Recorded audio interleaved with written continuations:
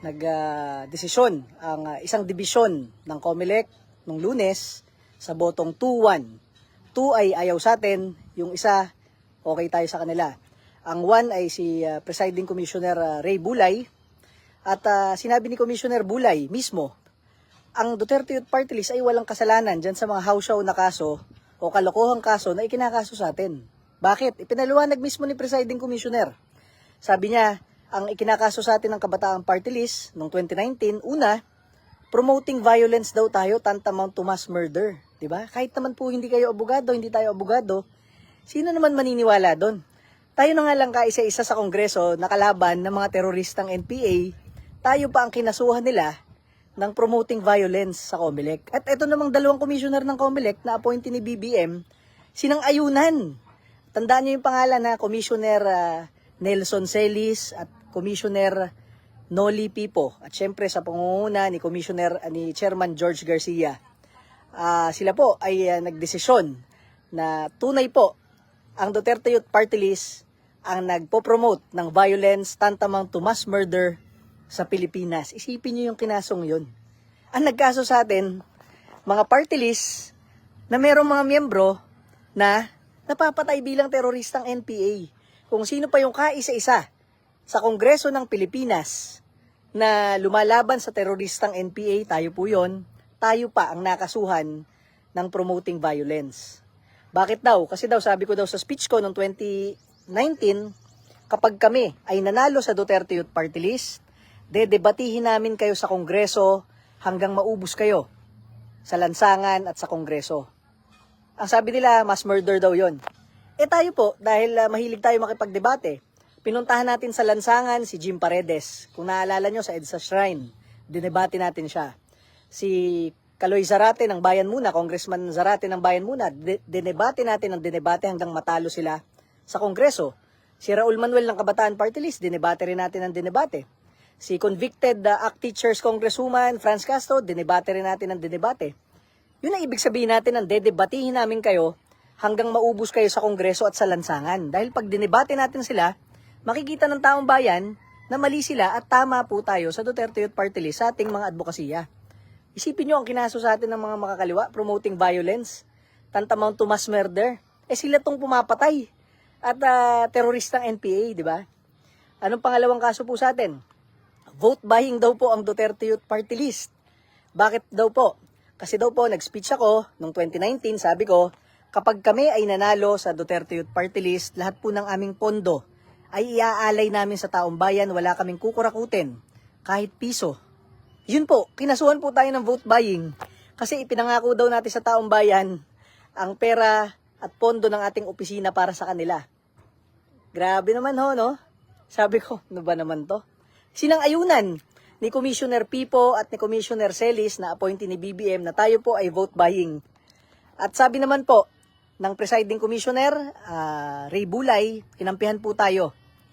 Sa dami-dami ng gobernador, congressman, mayor at barangay captain na alam ninyo sa inyong lugar at sa buong Pilipinas na tunay na bumibili ng boto, nagbabayad para bilhin ang boto ng mga Pilipino, wala naman nakakasuhan sa kanila ng vote buying.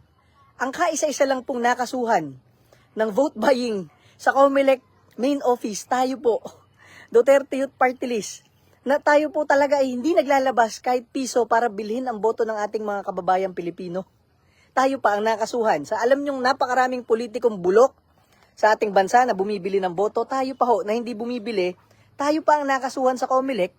Ang nagkaso sa atin, makakaliwang grupo, ang nagsang-ayon yung dalawang appointee ni BBM, si Commissioner Celis po at si Commissioner Pipo. Dahil daw pinangako natin na ang pondo natin ay iaalay natin sa sambayan ng Pilipino, vote buying daw po yun.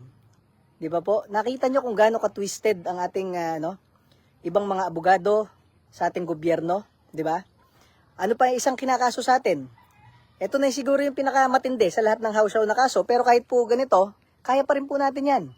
Ang sinasabi po ni Kabataan Party List, tayo daw po ay kinulang ng isang publication sa dyaryo, yung babayaran mo i-publish yung pangalan mo sa dyaryo, nung nagpaparehistro po tayo. At kulang daw po tayo ng isang hearing. Ang sabi po ni Presiding Commissioner Bulay, according to the party list law, the COMELEC shall publish Sino po ang required, sabi sa batas, na magpapublish ng pangalan natin? The COMELEC.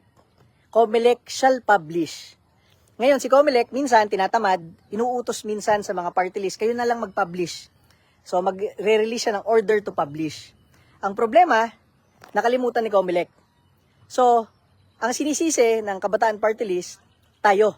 Hindi daw tayo nag-publish. So, sabi naman ni Commissioner Bulay, malinaw yung batas tungkol dyan sa party list. Ang magpapublish ng pangalan ninyo ay COMELEC. Kung hindi nila pinasa sa inyo, paano nyo mahuhulaan na gusto nilang ipapublish nyo sa dyaryo? Sila naman ang required, di ba? Pangalawa, yung kulang daw tayo na isang hearing. Sabi rin ni Commissioner Bulay, ayon pa rin sa party list law, it is the COMELEC who shall call for a hearing. Hindi naman po pwedeng tayo kakatok sa opisina ng COMELEC, tayo magyayaya, mag-hearing ho tayo bukas ng 2:00 ng hapon. 'Di ba? Sila ang opisina ng gobyerno, sila ang nagno-notice of hearing kung kailan nila ang gusto ang hearing kasi sila ang pinapasweldo ng taong bayan para sa mga ganong trabaho. Malay ba natin kung kailan 'yon? So, nakalimutan nila, na-accredit tayo bilang party list. Tapos pinapublish tayo na tayo ay accredited. O, nagpublish tayo. Pinablish tayo sa balota noong 2019 na tayo ay kandidato. Kaya nga tayo naboto ng taong bayan kasi nakitang nakalista pangalan natin. After manalo, pinablish uli, panalo tayo. Ganun rin po ng 2022, pinablish muna tayo na gusto natin sumali, pinablish tayo sa balota, pinablish tayong panalo. Ganun rin po ngayon 2025. So paulit-ulit naman tayo nagpapublish ng ating pangalan basta iutos ng COMELEC. Ang hindi natin kaya i-publish, yung hindi natin kaya hulaan na kung ano ba ipapublish, di ba po? So, ang sabi ni Presiding Commissioner Bulay ng division po nung Lunes, hindi kasalanan ni Duterte yan. At ilang beses na rin naman sila pinablish at ilang beses na rin silang ibinoto ng taong bayan. Hindi na nila kailangan sabihin sa taong bayan, kami po, si Duterte Youth Party List, ay gusto po naming makilahok, mga ganyan-ganyan, di ba? So, lahat po ng house show na kaso na yon, lahat po yan ay pinanindigan ng dalawang commissioner ni BBM, si Commissioner Nelson Celis at si Commissioner Noli Pipo. Sabi po nila, lahat yan kasalanan ni Duterte Youth Party List at kailangan silang matanggal sa ating gobyerno. Isipin nyo yon. Baluktot na baluktot po ba, di ba? Talaga namang, di ba? Wala ka nang masabi sa ganong klaseng mga opisyal ng gobyerno. Kaya nga, alam nyo, pananaw ko dyan, bakit nangungurakot ang mga politiko sa Pilipinas? Kasi alam nila na kapag sila hinold ng isang ahensya ng gobyerno, kailangan nilang bayaran. Di ba? At paulit-ulit na yung cycle na gano'n. Kailangan mo mangurakot, kailangan mo magbayad sa mga kurakot sa gobyerno, kailangan mo mangurakot dahil magbabayad ka sa mga abuso sa gobyerno. Ang masabi ko sa inyo, ang inyong Duterte Youth Party List po, ang kaisa-isa sa Kongreso na nagbabalik ng death penalty para sa mga plunderer, mandarambong, para sa mga kurakot, para sa mga rapist, para sa mga kidnapper, at para sa mga teroristang NPA. Tayo lang po ang ganun sa Kongreso. Bakit natin ginagawa yon? Kasi ayaw talaga ng mga Pilipino sa mga kurakot, mandarambong, at heinous criminal sa ating gobyerno at sa ating bansa. Diba? Tayo lang po ang kaisa-isa sa Kongreso na nakikipaglaban sa mga makakaliwang grupo at sa mga teroristang NPA. Tinutulungan po ang ating mga pulis, sundalo at tropa ng gobyerno. Kaya nga po, tayo po ang most voted dito sa local absentee voting ng ating mga tropa ng gobyerno, mga pulis at sundalo. Ngayon pong 2025 elections, tayo rin po ang most voted ng ating mga OFWs sa lahat ng bansa sa buong mundo. At ito nga mga kababayan, no, sumagot po itong si Duterte Youth Party List Chairman Ronald Cardema, mga kababayan, no, dito sa issue ng pagkansela ng COMELEC Second Division sa registration po ng Duterte Party List o Duterte Youth Party List. At ito nga po pinangalanan niya, mga kababayan, itong mga commissioner ng COMELEC no, Second Division na kansela or bumoto para kansilahin ang kanilang registration. Ito po ay si COMELEC Commissioner Nelson Celis at Commissioner Noli Pipo, mga kababayan. No? Ito po yung mga appointee daw ni Pangulong Marcos, mga kababayan. At samantalang itong si Commissioner Ray Bulay ang bumoto para hindi kansilahin, mga kababayan. No?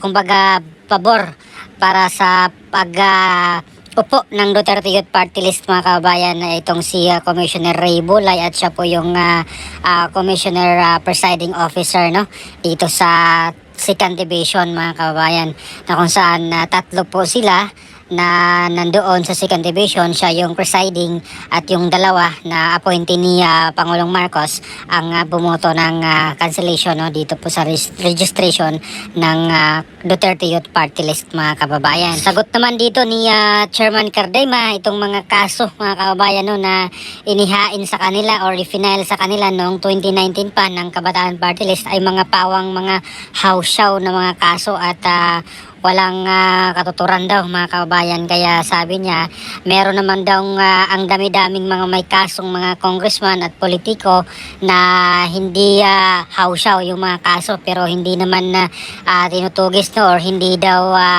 diniskwalipika ng COMELEC. Pero itong Duterte Youth Party List tanging na party list na naglaban no, or lumaban doon sa Kongreso para ibalik ang death penalty para sa mga mandarabong, sa mga kurako at ang pagkipaglaban dito sa Kamara no, dito sa mga makakaliwang grupo, itong mga NPA na talagang binakbakan nila at ito yung nangyari ngayon na paunti na ng paunti itong mga makakaliwa no, dito po sa Kongreso mga kababayan. Kaya sabi niya didibatihin nila or didibatihin niya itong mga makakaliwang grupo hanggang maubos ito sa Kamara o sa Kongreso at sa lansangan. Kaya ito yung kinaso rin sa kanya daw ng Kabataan Party List itong parang promote ng kaguluhan or gulo mga kababayan no. At isa pang kinaso sa kanila daw itong vote buying mga kababayan at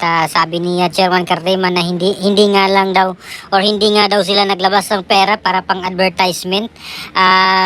Ito pang kinaso sa kanila talagang vote buying na wala man daw silang pera na inilabas mga kababayan dito sa kanilang pagkampanya. At ipinagmalaki po ng Duterte Youth Party List na sila ang nakakuha ng pinakamalaking boto no, mula sa absentee voting dito po sa Pilipinas. Itong mga kapulisan at kasundaluhan pati na rin po ang mga OFWs na kung saan nangunguna ang Duterte Youth Party List sa may pinakamaraming boto na nakuha nung nakaraang eleksyon mga kababayan. At ito nga po ay umabot ng 2.3 million no, na botos ang kanilang nakuha sa eleksyon nung nakaraan mga kababayan May 12, 2025 at sa isang iglap lang ito yung nangyari mga kababayan.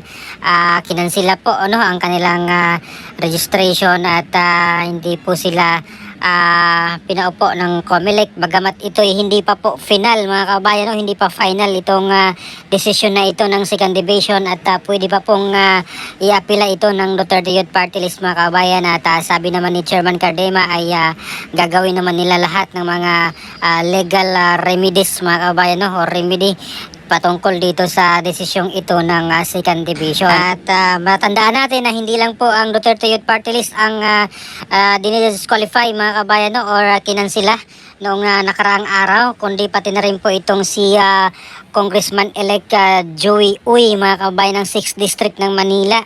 So nakakagulat na balita nga po no, yung biglaang pagkansila or pag-disqualify sa kanya ng COMELEC samantalang nauna na po itong prinoklaman ng COMELEC no, nung pagkatapos ng eleksyon ng kinagabihan mga kababayan na kung saan siya yung nakakuha ng pinakamaraming boto laban sa kanyang kalaban na si Congressman Benny Abante ng 6th District no, ng Maynila.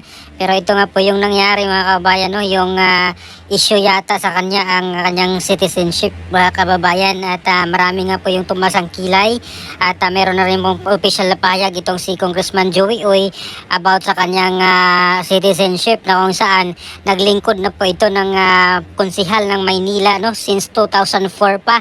Pero ngayon po ay question itong kanyang pagkatao, ang kanyang pagka-Pilipino mga kababayan at dali-dali namang sinabi na si Congressman Abante yung panalo daw mga kababayan no, nitong COMELEC na nagdesisyon nitong huli.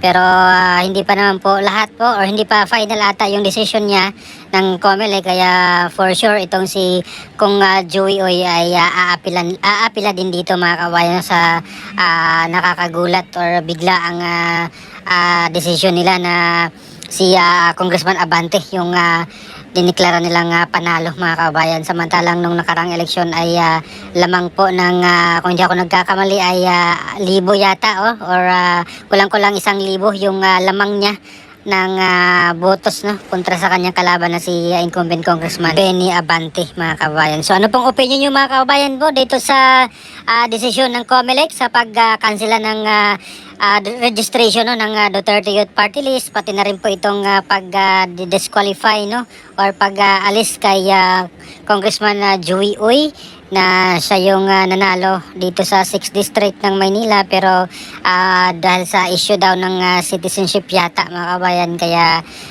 si Abante naman yung pinaupo or diniklara na panalo daw ng COMELEC, mga kabayan. So please comment down below. Maraming salamat. God bless po sa ating lahat.